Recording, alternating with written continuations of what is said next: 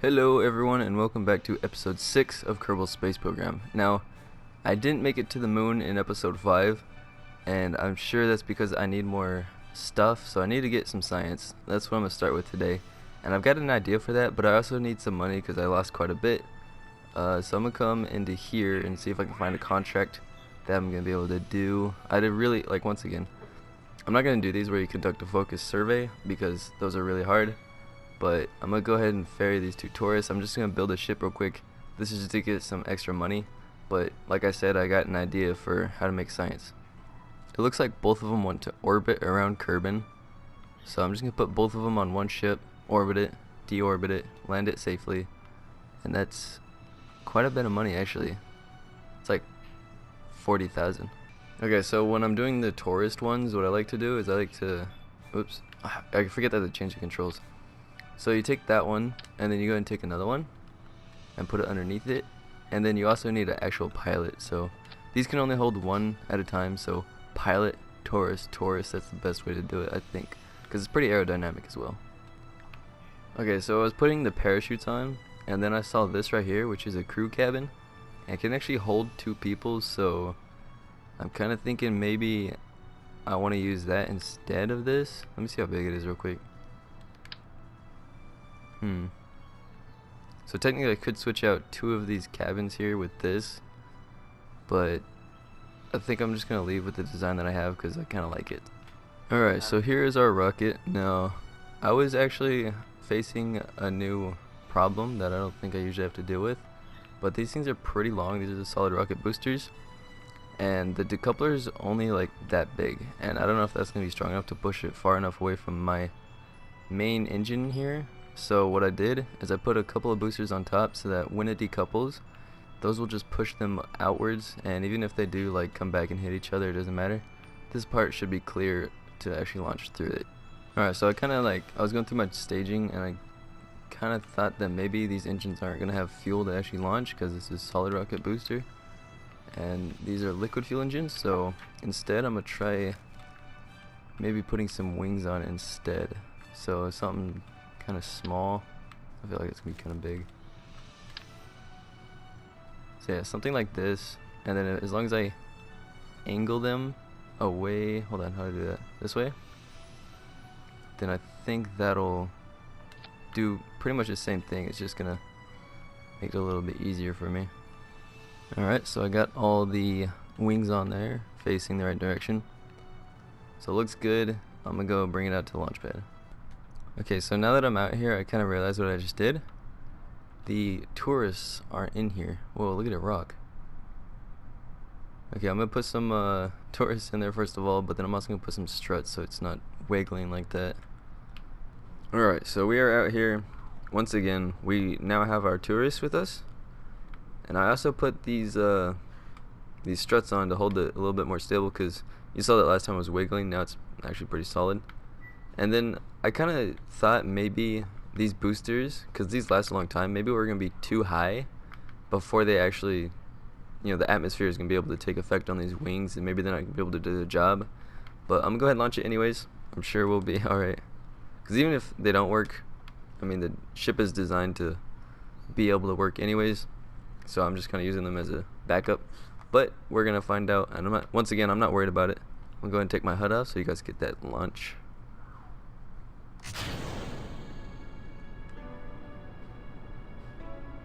Wow, that is super slow. That thing barely lifted off. Did you guys see that?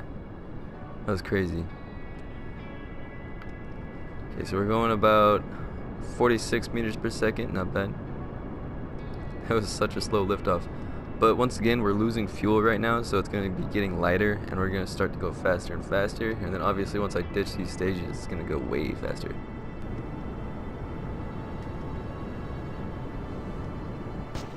Okay, booster stage.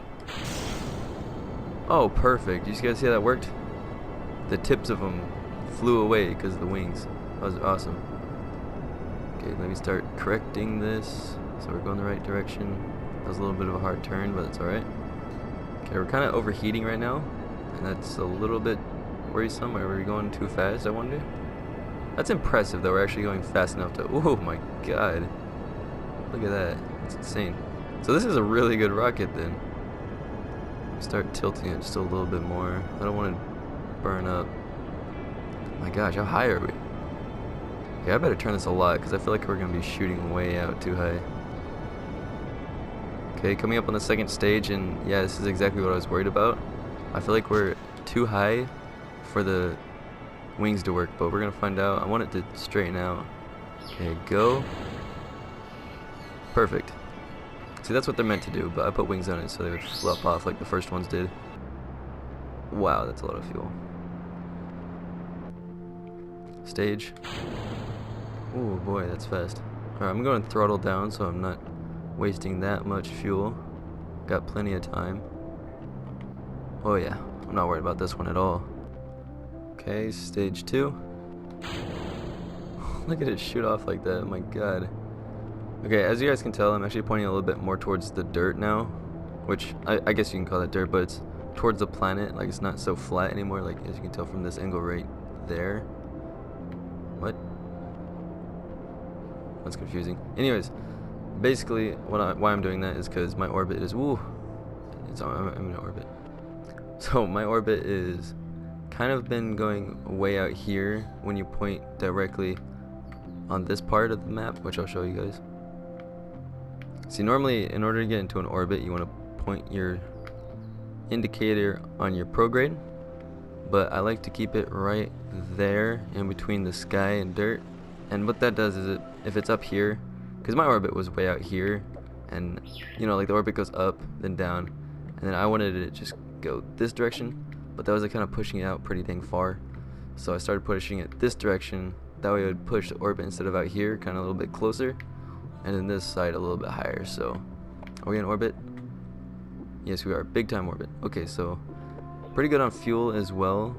This is my deorbit engine, and it's got plenty of fuel, so I got my tourist in orbit. That means big time money. I think $40,000 was it? That's pretty much the cost of the ship that I was trying to land on the moon with, so that's pretty good. But I also got some science. Let me kind of start doing some of this. Maybe I'll get some science while I'm at it, get more parts, and I'll continue the mission to get to the moon. 10,000 science, that's what I'm talking about. Yo, I'm not too sure why I'm getting like mad science right now. I'm pretty sure I've done science in this low Earth orbit state here, but maybe it's because I'm on an incline or something. But I'm getting 8 science from these.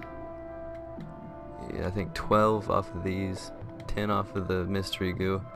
I wasn't getting really anything for the materials bay, which I'll show you guys. Oops. See, it's only like 0.4. Okay, so I was originally gonna put the oops, too close.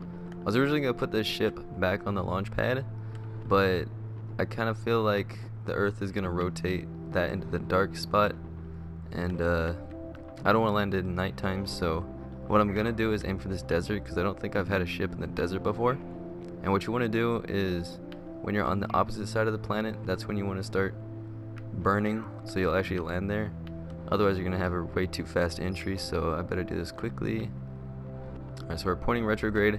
I have quite a bit of fuel, as you guys can tell, and I'm just gonna go ahead and burn just a little bit. This needs to be just barely in the atmosphere. Pretty close. So that looks pretty good, and by the time I start hitting the atmosphere, it's gonna be slowing down about here-ish, and then that should put me down about there. So, and once again, the Kerbin is gonna rotate, and I'm probably gonna land somewhere in here. I'm gonna speed up time, and we're gonna find out. Alright, well, I hit the atmosphere way sooner than I thought I was going to, and I'm like way out here. We still might be able to make it, but I somewhat doubt it. Maybe. We'll see. What I am gonna do though is I'm gonna point my ship in this direction. Whoops, wrong way. Point my ship this way. That way I can slow myself down, because I still have so much fuel.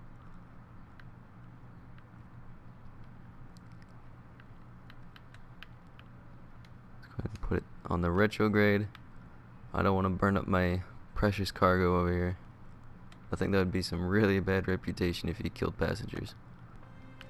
Also, this is kind of like a weird thing here. I almost want to say, let me look at it in this angle. I kind of feel like that is a meteor. That's why there's a bulge in the middle and then like surrounding because the blast radius. So maybe if I land there I get some science too, but not right now. Actually, yeah, I might land in the desert like I meant to, kind of perfectly. Okay, we're starting to heat up. Let me actually angle that right. That looks weird. Don't want to be cooking the side of your ship because that's where it's weak. Because if you point it straight like that, it's kind of heating up the engine, and the engines are made to get super hot. If I see anything start to heat up though, I'll definitely turn on the engine. The parapsis is going to go into the ground, and then my touchdown point is just going to start going along the line. How close is it now? 8,000 meters? That's not even bad. Okay, things are getting hot. I'm just turning this on. Straighten my trajectory out just a little bit again, because it's rotating. Okay, not too much fuel, because we don't need to waste it all. Still going over 2,000 meters per second though, and that's really fast.